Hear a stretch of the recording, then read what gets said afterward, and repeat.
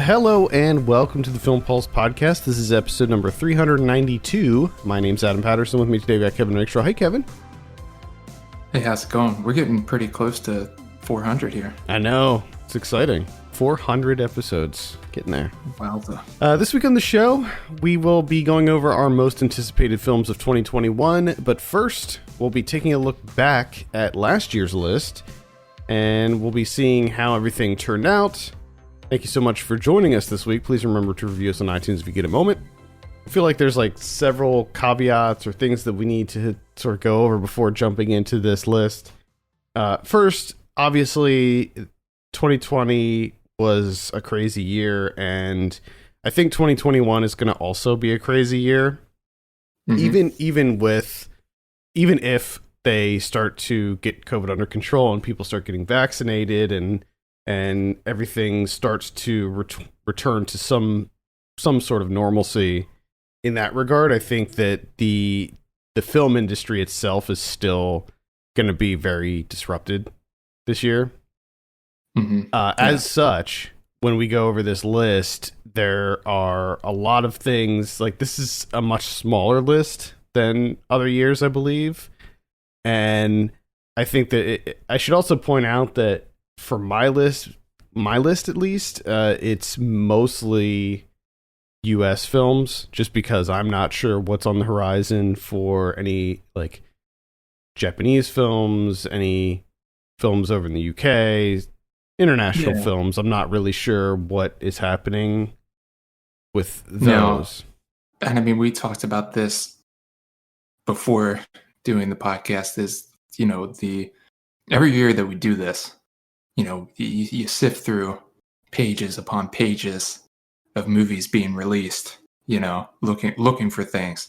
And let's just say that the stack of movies to look through in order to compile this list, which is much thinner than in previous years. Yeah. Now, you can go onto IMDb and look at 2021, which is what I do, and there's like 4,000 plus listed there, but once you get to like the 500s, it starts to just turn into like stuff that is clearly not going to come out in 2021. And then also you get like a lot of like weird fan films and stuff and like things. Yeah. Tons of Indian films too. Tons of Indian films.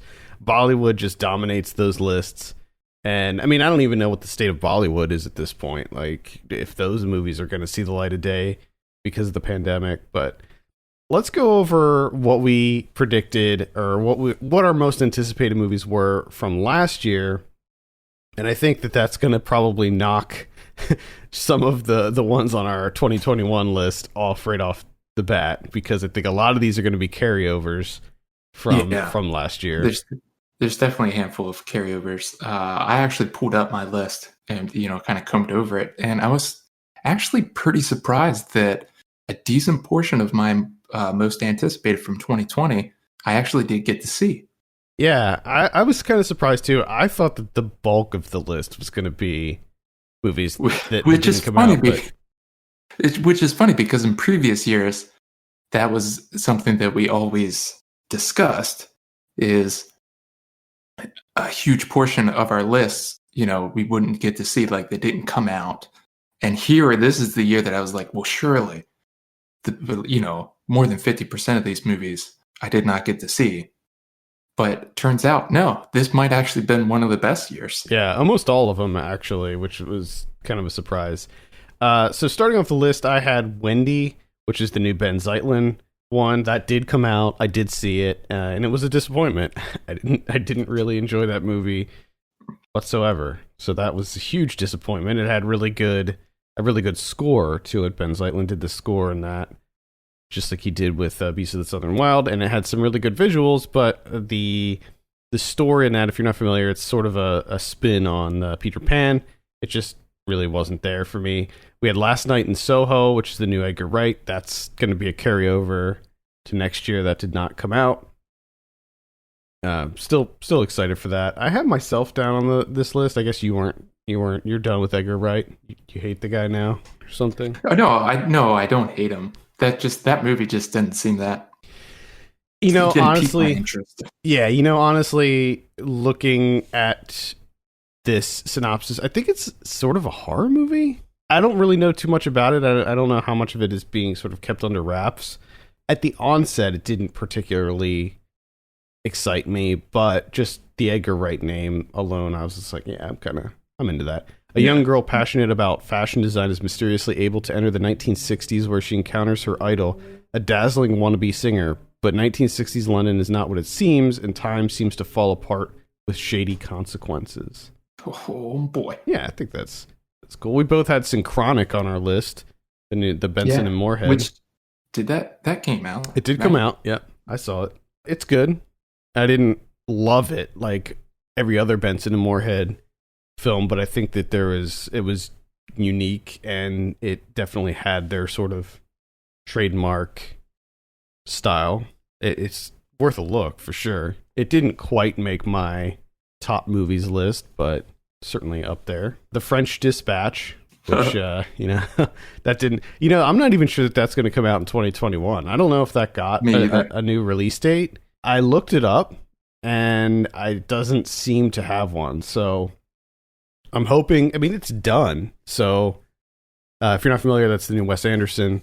I think that should be coming out in 2021. I hope it does.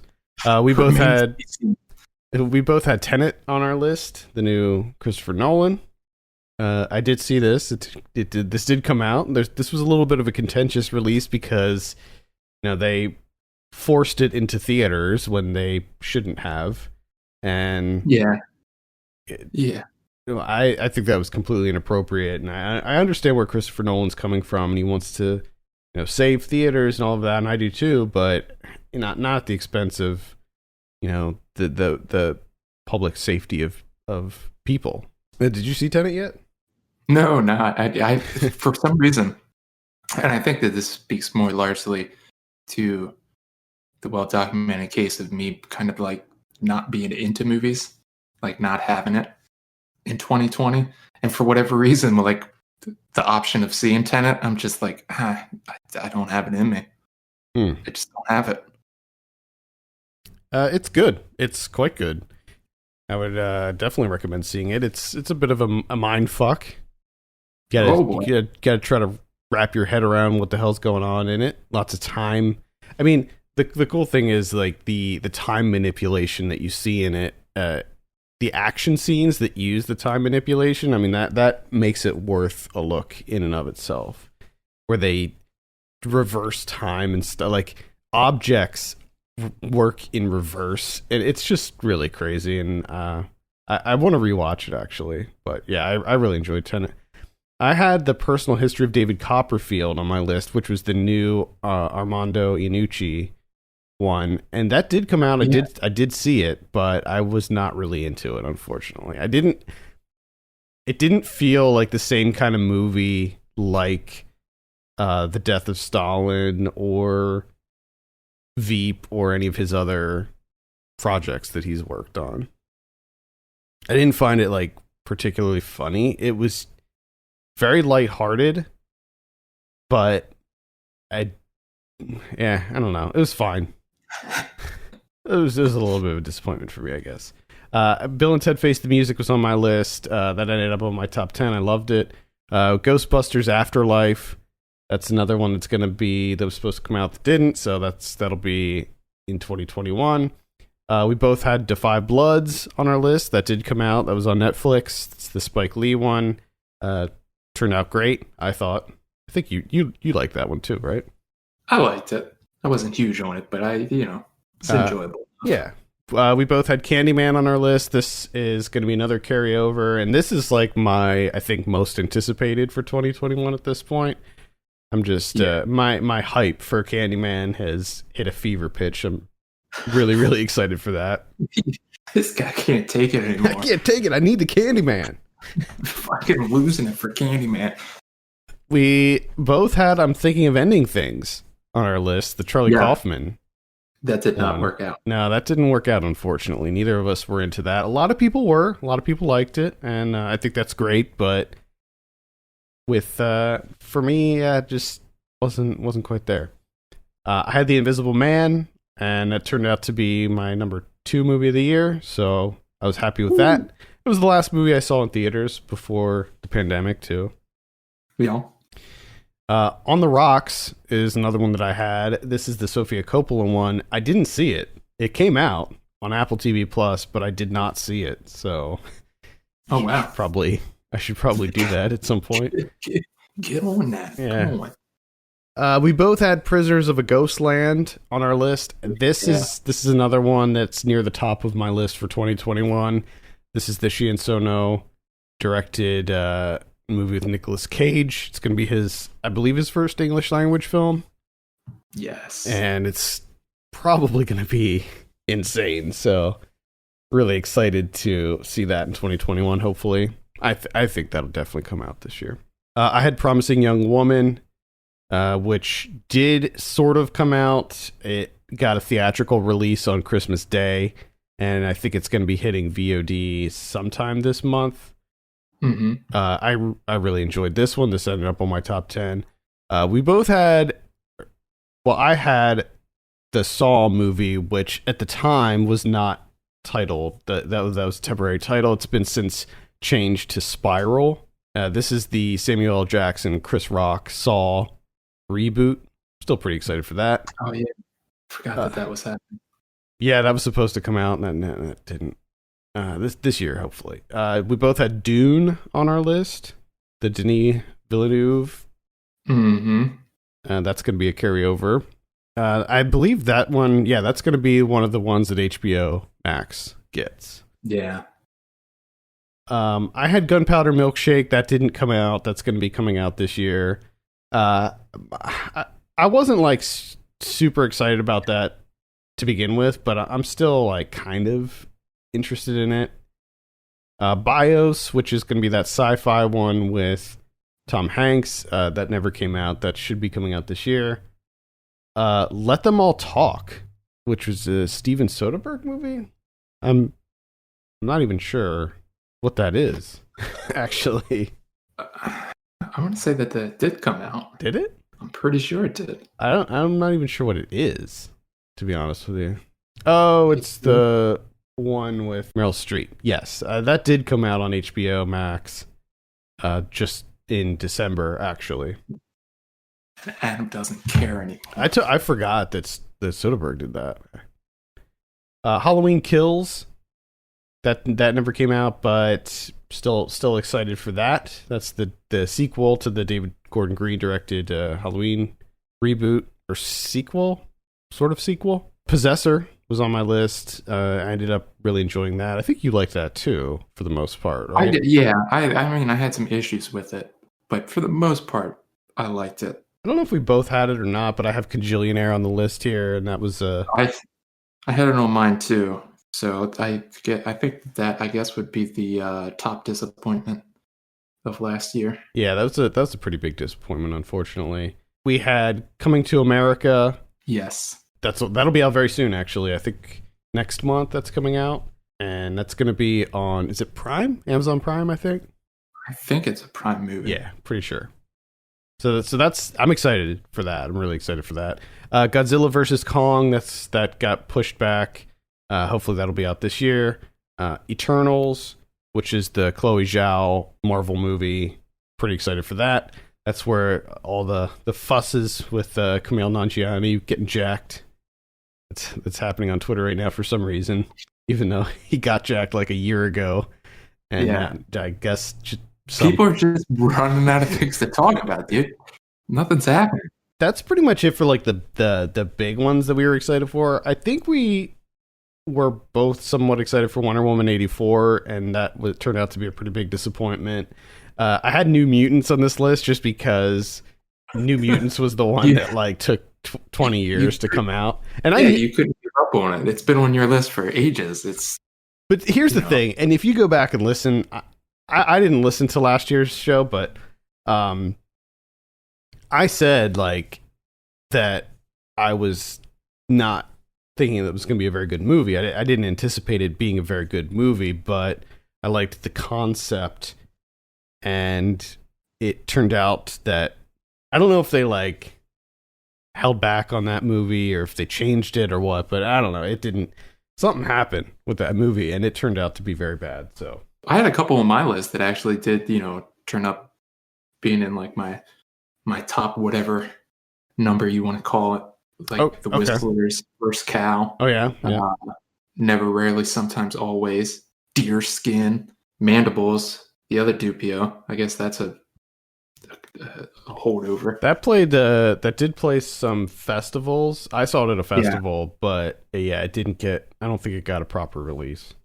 I'm still waiting for Saint Maud. Yeah, I don't know that got a I limited don't know what release. I don't know what the hell's going on with that movie. It came out in theaters. It got pushed back, and then it did have a small run in theaters. But I don't think it ever came out on VOD. I never saw it, and I didn't get. I usually get the fear consideration screeners at the end of the year, and I didn't get one. So I don't know what's going on with that. And here's an interesting one that I had on that I have managed to forgotten about numerous times, and that's the movie Underwater with Kristen Stewart. Pretty Yeah. much forgot about it like immediately after it was released. Like I had this 1 day window where I didn't watch it when it came out, and then I completely forgot about it until I think it was your year-end horror list. Mm-hmm. I think that was on there, and I was like, "Oh yeah, Underwater." Immediately when I closed that tab, I forgot about the movie until I looked at my most anticipated list from last year, saw it again, and thought, "Oh yeah, that movie." And probably when I close this tab and we're done recording, I'll forget about Underwater for the rest of my life. It's unfortunate too because it's a really good movie, and I think that the title maybe hurts it a little bit because it's kind of a generic title. Yeah, it's not memorable Yeah. in any way whatsoever for some reason for me.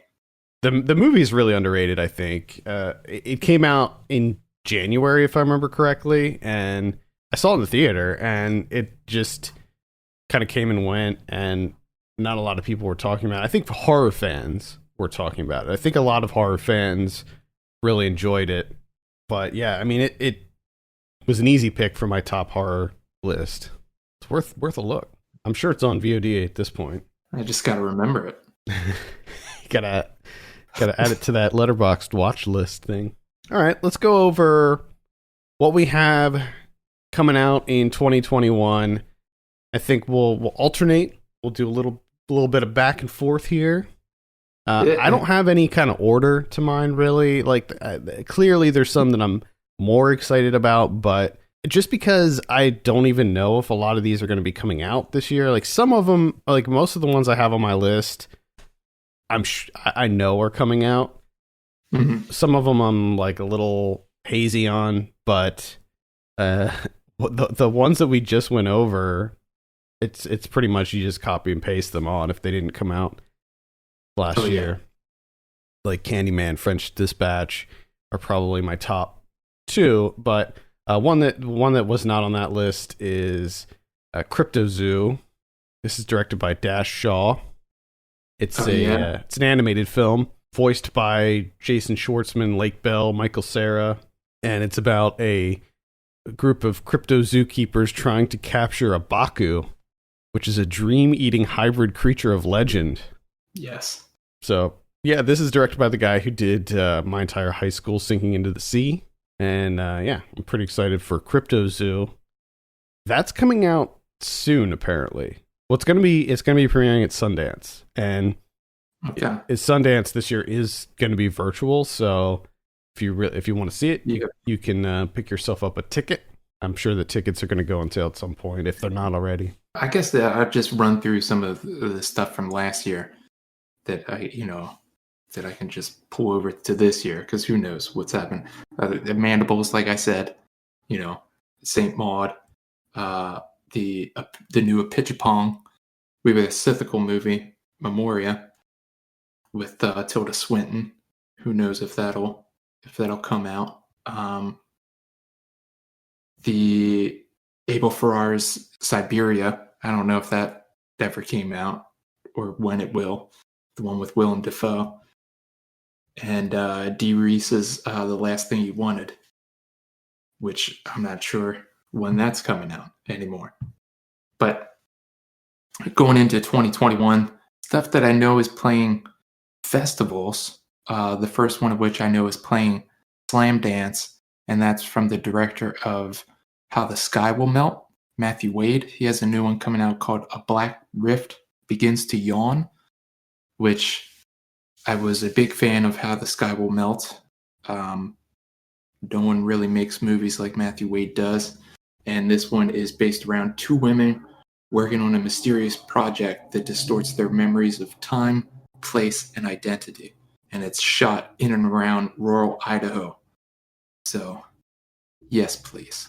Keeping with that sort of theme, another one that's the one that's on my list that I'm sure is on your list too is Strawberry Mansion, which is the new Kentucky Audley, Albert Burney one. Oh, God, yes. I knew that was going to be on your list as well, so I figured I should mention that. Pretty excited about that. That is playing, I can't remember what, that's Sundance. That's playing Sundance. That's going to be playing Sundance. I mean, Albert Burney movies, creativity. Through the roof. Off the charts. Yeah. This is a guy who did Silvio and Tux and Fanny. Another one that's on my list. Oh, sorry, you go ahead. It's your turn. Well, yeah. I mean, my next one was going to be Strawberry Mansion, which, just to give you a little bit more, is in the not too distant future, there's dream audits, and your dreams are taxed. And I think it's Kentucky Audley plays the auditor that goes to this house and goes through a vast VHS collection, archive of dreams. Which, I mean, come on, sign me up for that. Another movie playing Sundance is I Was a Simple Man. This is the latest from Christopher Makoto Yogi, who is the director of August at Akiko's, which was one of my top movies from last year, I think, or the year before. I mean, August at Akiko's is just an incredible movie. And so with that, pretty much anything that this guy does moving forward, I'm just going to watch. And this is a ghost story set in the pastoral countryside of Hawaii, told in 4 chapters about an elderly man facing the end of his life, and he's visited by ghosts. Yeah, I should have looked at the Sundance list. I didn't even look at the Sundance list. Man. One that's on my list is Halloran, which is the new Mike Flanagan horror movie. This is going to be sort of a sequel to Dr. Sleep, which focuses on the Halloran character, the character in The Shining, originally played by Scatman Crothers. Okay. And this is going to be about him. That's all I know about it. I think that it has wrapped, so it could be out this year. Pretty sure shooting wrapped on that. So hopefully we'll see that this year. Another movie playing Sundance. I actually have movies to look forward to at Sundance this year. And you know what? You can see them too if you want to. I know. So I'm gonna try my best. We'll see what happens. This is Superior, which is Aaron Vasilopoulos taking a short film of hers from 2015 and turning it into a feature length. Superior was a film that I saw, the short film version was something that I saw on No Budge years back that I really enjoyed. Really enjoy her work, especially when she teams up with Mia Kelfi Henry as the director of photography, which they're doing here, getting back together.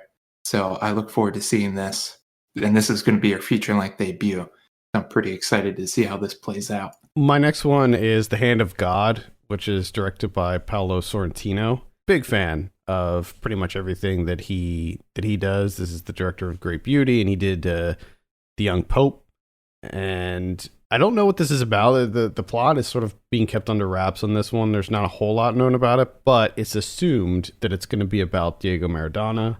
Okay. Just from that title. And he said that in an interview, he said it's his most personal film yet. And in the past, he's talked about Maradona and the impact that Maradona had on his life and how soccer helped him when he was young and struggling and stuff like that. So I think that it's going to be about Maradona, and I like the idea of Sorrentino, who is really good at filming just excess. He's really good at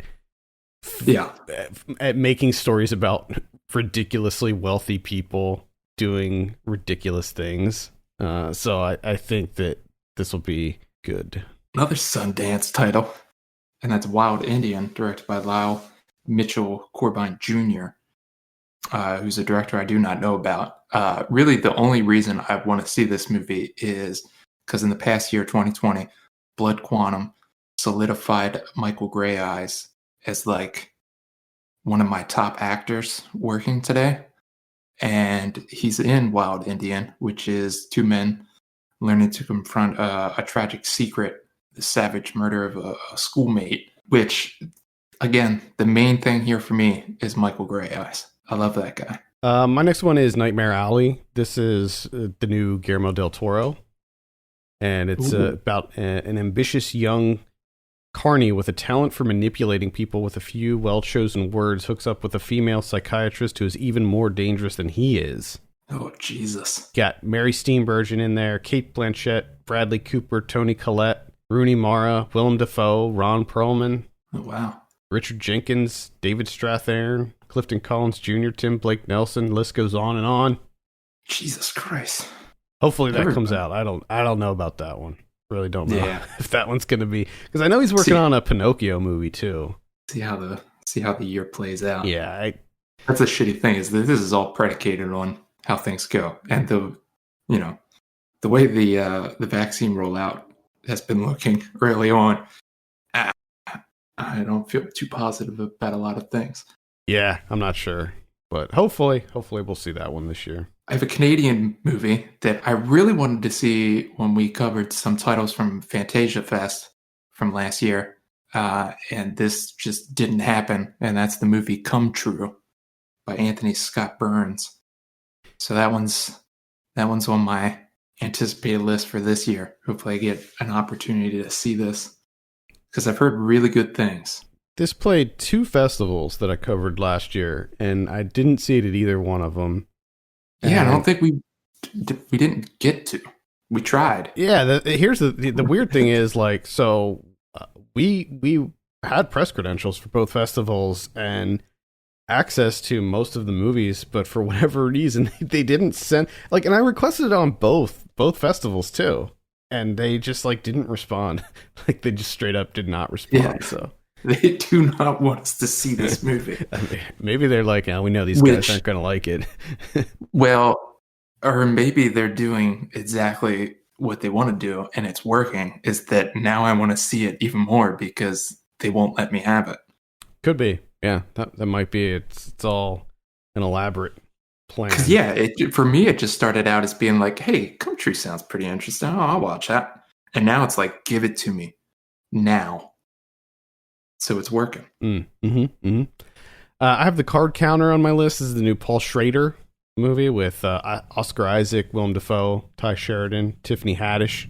It's also written by Schrader, and it's about a gambler and former serviceman who sets out to reform a young man seeking revenge on a mutual enemy from their past. I'm usually into Schrader stuff. One of the bigger movies that I'm really looking forward to in the coming year is Judas and the Black Messiah from Shaka King, the story of Fred Hampton. I mean, this movie just looks incredible. And I mean, you got a huge cast. Lakeith Stanfield, Daniel Kaluuya, Ashton Sanders, Jesse Plemons, Robert Longstreet. I didn't know he was in it. And then I found that out and got even more excited. I'm really looking forward to this movie. As am I. This is on my list too. Another one on my list is Annette. This is directed by Leos Carax. Ooh, I didn't know he had a new one. Yep, he has a new one. This is going to be his follow-up to Holy Motors. A stand-up comedian and his opera singer wife have a 2-year-old daughter with a surprising gift. And it stars Marion Cotillard and Adam Driver. So hopefully we'll see this one. It's a musical, by the way. And Adam Driver's going to be playing a stand-up comic? Yeah, I think so. Which, that's interesting in and of itself. And it's a musical. So, yep. Well, here's the thing. Like, I don't really normally like musicals too much, but the musical scene in that accordion scene in Holy Motors is still like, I go back and I watch that, like just that one part. I mean, I love that whole movie, but that one scene, that accordion scene, oh my God, I love it. I love it so much. So I'm kind of hoping for an entire movie that's like that scene. With Adam Driver telling some jokes. Yep. Here and there.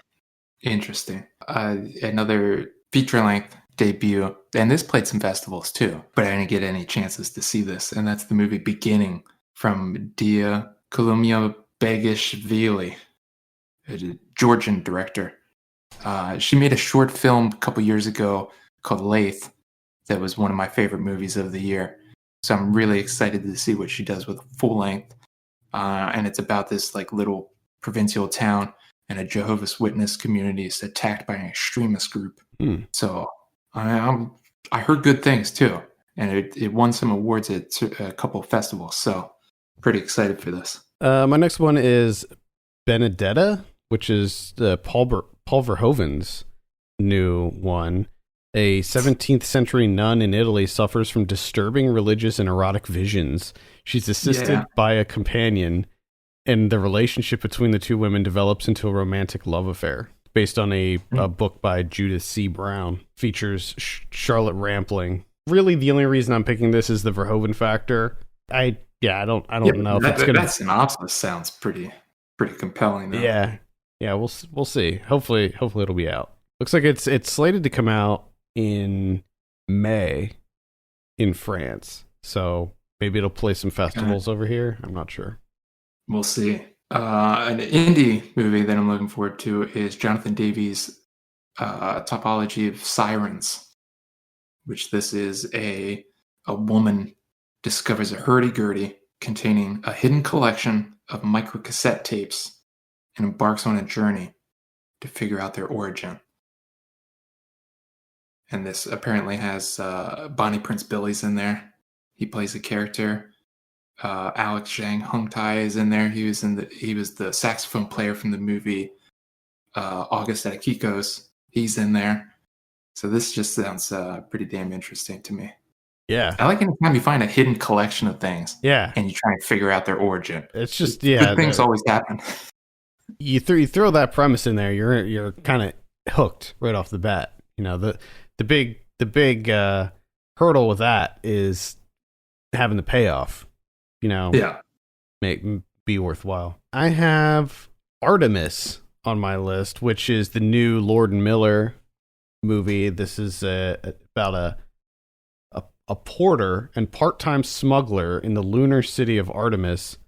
Trying to make a little extra money, she accepts a less than legal job, but ends up involved in a much bigger crime. So it's this kind of sci-fi crime thriller based on the novel by Andy Weir. And I really love pretty much everything Lord and Miller do. So sign me up for Artemis.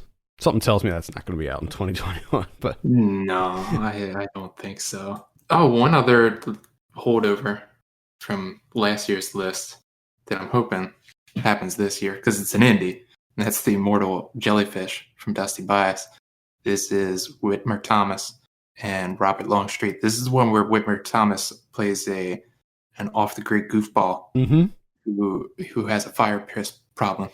He's got a problem with his fire piss. And then get into some madcap crime solving somehow. Yeah, I don't know. I just need to see it. That's all I know. Yeah, I really want to see this as well. I'm pretty excited for this. Which is really interesting, too, because Whitmer Thomas, he was in another movie, Dim Valley, from Brandon Colvin. And this is he's still like a small-time comic at that point. And like a lot of the short films that I saw that played on No Budge that he was in or made. And now he's pretty big time. It seems like he had like an HBO special. Yeah, he's got albums. He had that special, and I think that HBO special is what really helped him out. But honestly, I think the big thing was that video that he made that went viral. That like baby where the baby. Like I'm pretty sure that was the thing that really propelled his career. Honestly, yeah. Because, I mean, the video is hilarious. The song is hilarious. Did you see the Christmas version? I did see the Christmas version, which was just as good, in my opinion. So, yeah. So I'm excited about that. I like him. I like him, too. I think I did watch his special, and it was good. It was definitely different. It wasn't your typical stand-up stuff. So, I liked it. I think he's a really talented dude. Next on my list is Duel. This is directed by Riley Stearns. This is his new one. Oh yeah. I know that this has finished. This has wrapped. So I know that it should be coming out in 2021. So hopefully it does. It stars Karen Gillan and Aaron Paul. I don't really know anything about it. I think that there hasn't been like any plot details, but it's marked as a sci-fi thriller. So yeah, I'm into it. A movie that's a holdover. Well, actually, I'm surprised that it wasn't on my list last year.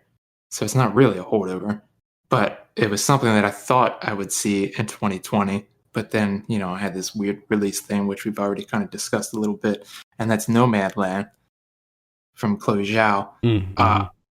So I'm hoping, that should happen for me in 2021. Pretty sure. It feels like everyone else has already seen this movie. Yeah. It is playing.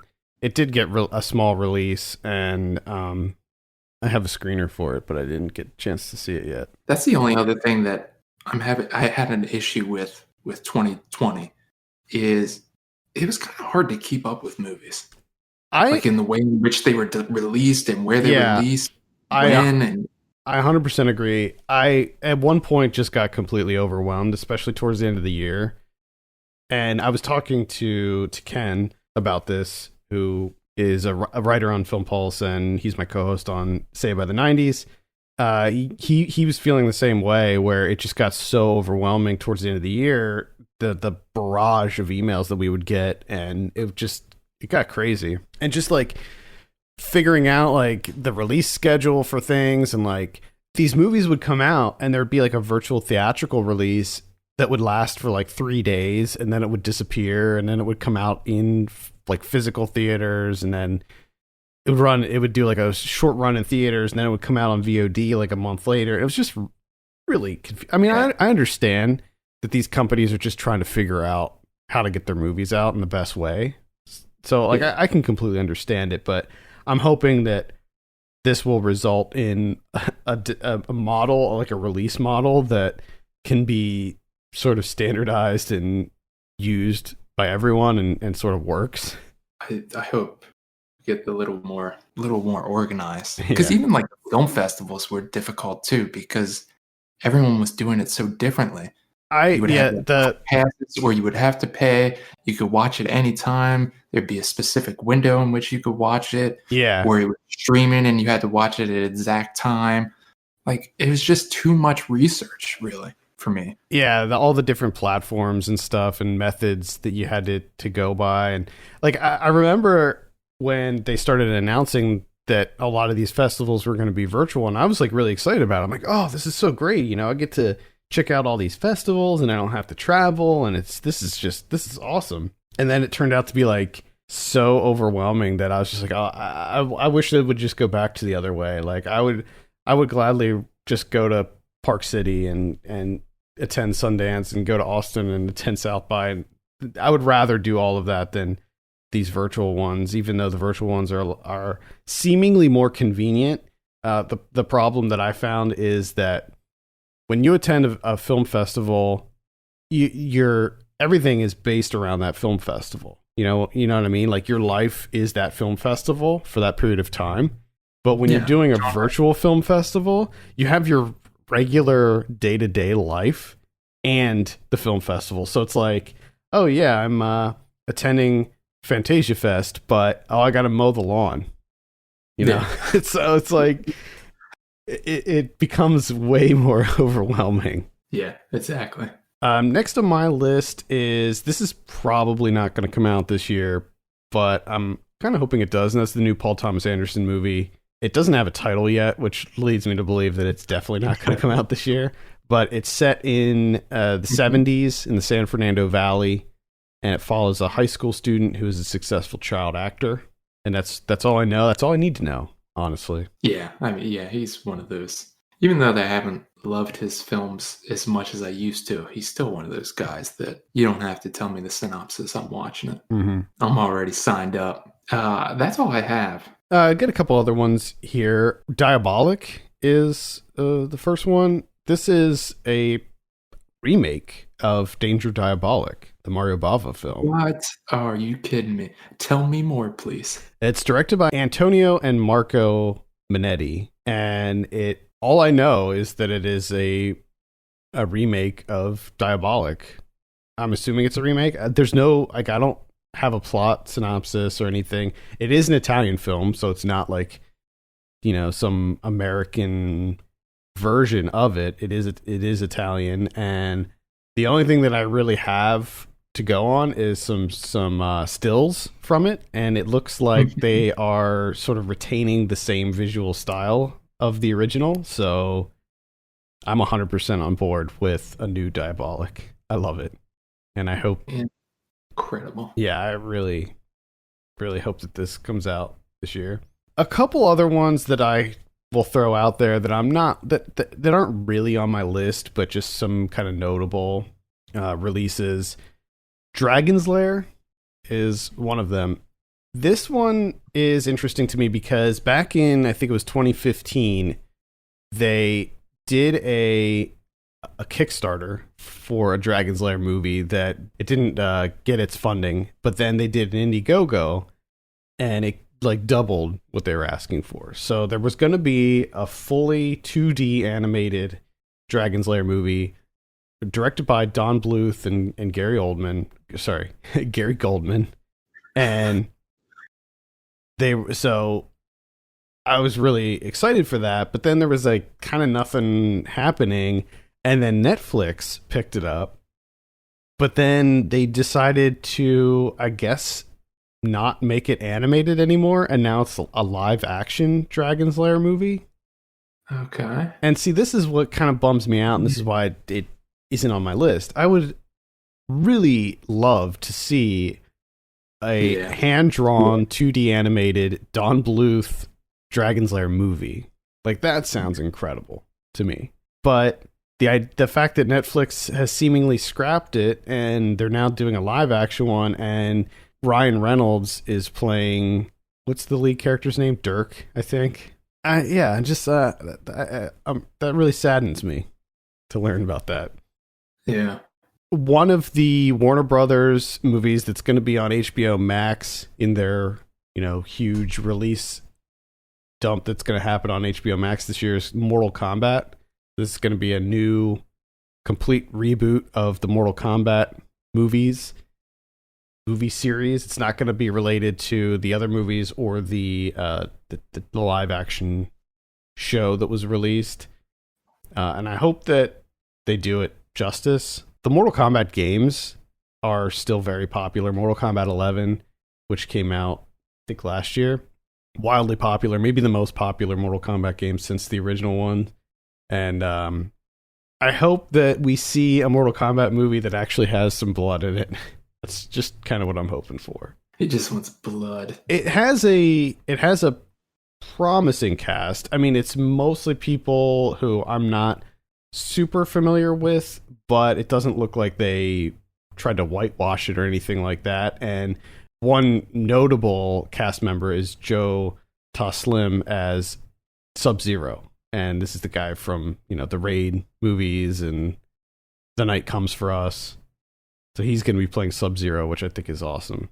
I also have Army of the Dead, which is going to be a Zack Snyder movie. I'm a little wishy-washy on Zack Snyder, but his Dawn of the Dead remake that he did, way back, I thought was pretty good. So I'm kind of curious to see what this Army of the Dead movie is all about.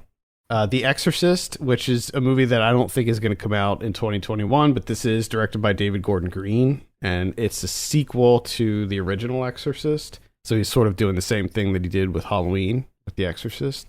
Okay. Fear Street. Do you remember the Fear Street books written by R.L. Stine? Fear Street. They were like Goosebumps, but for older kids, like for teens. It was like the teen version. Okay. Yeah. Well, they're adapting those into a trilogy of movies directed by Lee Janiak, who did Honeymoon, which I really liked a lot back in like 2014. She was on the podcast, actually. Okay. So yeah, I'm pretty interested to see how this turns out. And it's a trilogy, so there's gonna be 3 of them. So, and that's pretty much all I have. I mean, there's some movies that I'm like kind of excited for, like The Green Knight. I'm like kind of into that one, and some of the Marvel movies like Black Widow. I'll see them, but I'm not like losing my shit over them or anything. Yeah. And the new Texas Chainsaw Massacre reboot.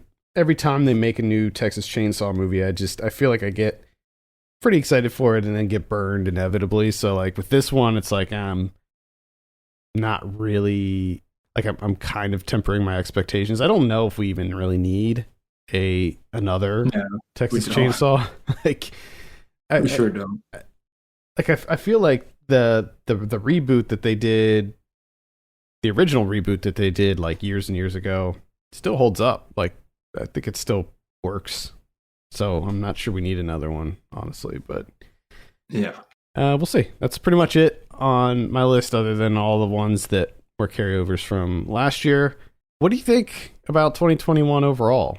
It's kind of a weak year, but at the same time, I think that we'll probably see a lot of interesting things coming about that, you know, we weren't aware of, you know, during this episode. What do you think about, like, do you think we're going to see interesting. Do you think we're going to see a lot of pandemic themed movies? Do you think that's going to happen, or do you think that's going to happen later on? I don't know, because you know it's going to happen. You know that, like, and there's going to be so much. Either it's going to be based in the pandemic, or there's going to be references to the pandemic. It's going to be a lot of forced jokes about the pandemic, which is going to be awful. It's just going to be awful. All of it's going to be terrible. Do you think like Seth Rogen's working on a pandemic movie right now? Probably. Someone. You know, there's a number of people that are. I'm sure of it. And they're all going to be bad. My only hope is that people who are making these pandemic themed movies just try to come up with something interesting, you know? Like, I don't know. We'll probably see we'll probably see a lot of horror movies. I mean, we've already seen Host, which I think was the best example so far of a pandemic movie, but I think that we'll probably see some horror movies where it's like their house is haunted and they can't leave because they're in quarantine. Yep. Oh boy. All right, I think that's going to do it. Let us know what your most anticipated movies of 2021 are. I think this is a pretty solid list. I'm pretty excited for that. And also, like, again, there's going to be a lot of stuff playing at festivals this year. Sundance is virtual, Slam Dance is virtual, South by Southwest is virtual. I can't remember if any of the other ones are, but I think most of the festivals are going to be virtual this year. And the cool thing is that, you know, if you couldn't travel to these places before, now you're going to have the opportunity to buy passes or tickets and see some of these movies. So, and I very much encourage you to do so. Like, I know that for some people, spending like $20 to see a movie at a virtual festival it's a lot of money. I get that, but I think we should also work to support these indie filmmakers and support these film festivals during this time. With that, I think we can close it out. I thank you all very much for joining us. You can follow us on Twitter at FilmPulseNet and at FilmPulseKevin. You can send us your questions and topics to podcast@filmpulse.net. And if you have a minute, consider reviewing us on iTunes. We'd appreciate that very much. For Kevin Rakestraw, my name is Adam Patterson. We'll see you next week.